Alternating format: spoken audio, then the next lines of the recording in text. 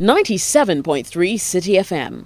Relevant radio, always. Hi, my name is Rahman Osman and you're welcome to The Tracker on City TV. Here, we look at the performance of Ghanaian players, especially in the last 48 hours in Europe, England, Italy and Spain. And of course, if there has been a Ghanaian player that has excelled but not playing in Europe, we'll touch on him.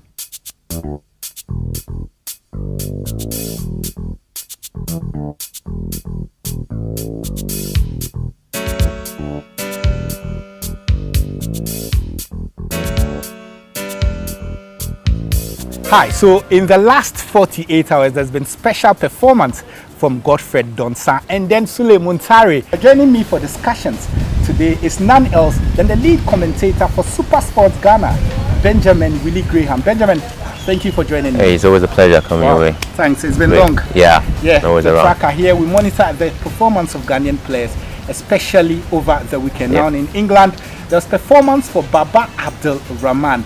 He played for Chelsea against MK Dons. Baba Rahman signed for Chelsea after an impressive performance, especially for German side Augsburg. He came to Chelsea. Coincidentally, that game against MK Dons is his 10th performance, and it's best to say it's the best performance he's put up at Chelsea. Well, I think that it's good. We are in the month of February. Remember, in March, going forward, we are talking about the Nations Cup qualifiers. We're talking about the World Cup qualifiers. We have Nations Cup coming up next year.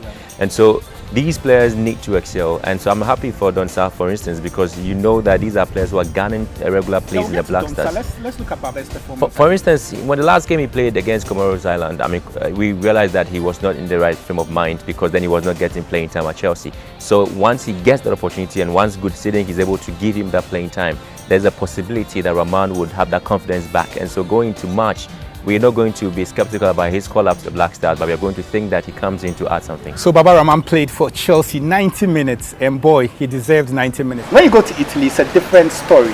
19-year-old Godfred Donsah created a goal for his side Bologna and then scored. For the 19-year-old, he came to prominence in the U20 tournament in New Zealand. He played for Ghana, but Donsah continues to defy odds and outperform. We've talked about Donsah a couple of years back. We've looked at his performance. We're again talking about Nations Cup performances for the Black Stars, remember? And we always feel that he has the quality to be somebody that the Black Stars need. And so when he keeps, giving out the A performance like that, I think that it's a morale booster for the national team. It gives the coach a lot of options in terms of Abraham Graham's choice for the players he wants to use for the qualifiers and again going to Nations Cup and the World Cup. So it's good for him. The most important thing is to keep that consistency up. That is the sure bet for him to have a commanding role in the national team. So Godfred Donsah played 84 minutes for Bologna. In that space, he created a goal and scored another one for his club. But elsewhere, there was football for Emmanuel Agyemang-Badu. He's played in every game for his club this season, 1,634 minutes of football, and in the last 3 games he's been the skipper for Udinese. Is it fair to say he's the most consistent Ghanaian in Italy? I think for now, because we don't have the likes of Suleiman Tare there, or Kevin Prince-Boateng just went to AC Milan, so we've seen the likes of Donsah coming up. I know Acosti and the rest are also coming in the lower divisions, but it hasn't really taken anything away from the performance of Emmanuel Agyemang-Badu, and we all know the role he plays for the national team. All these things goes a long way to tell us that at least these are players that we can rely on. And so if Agyemang-Badu is fit, healthy and consistent, hey, the national team seeks to benefit from that. Well, you made mention of Emmanuel Agyemang-Badu, but there was action also for Kevin Prince-Boateng. He played for Milan as they beat International Milan by 3 unanswered goals. And then also there was action for our big man, Ifri Akwa. He played for Torino in that game. Also, we mentioned Godfred Donsah already. Isaac Kofi played for Capi, and then Rahman Chipsa played for Frosinone in the Italian Serie A. So those are some Ghanaians who played over the weekend in the Italian Serie A. Thumbs up to Kevin Prince-Boateng. He's been playing for AC Milan since his second return to the club. But let's move to Spain, where there was action. 84 minutes for Mubarak Wakaso for Las Palmas. They had to come from behind to beat Celta Vigo in that very, very epic encounter. Wakaso beginning to play in every game for his club this season. A man we say is a national team player, but it looks as if it's working out for him in Las Palmas. I think it wasn't really a good movement for him, and for that matter, he was actually not getting what he wanted until he moved to Spain. And I think that we've seen that, because if players are able to get that confidence, they only get it when they have enough playing time. And that's, for me, the most important aspect of his play. And so if Spain is good for, Wakasu, why not? I think we are all happy about his performance now, and that's the reason we are talking about what he can do next going forward. Well, we'll see how that one passes. Wakasu played a lot of football this year, especially for Las Palmas. There was action also for Thomas Partey. He played for Atletico Madrid when they lost to Barcelona. Now he came in the dying minutes of that game. And briefly to you, Benjamin Thomas, a lot of rave review coming for the young man, but does he have the spine to play for the national team? I think it will be up to Abraham Grant to go check him out and see whether we would need him going forward in national team duties. I think we have talked about him a lot. We've looked at his performance. We've talked about the fact that he brings something that national team probably would need. But again, we probably have to look at the ingredients around. If he comes into it, why not use him? But I think it would be good for us to try one of the international breaks and then see how things work out for him. Thomas Partey plays for Atletico Madrid in the Spanish La Liga. Also, we spoke about Mubarak Wakasu.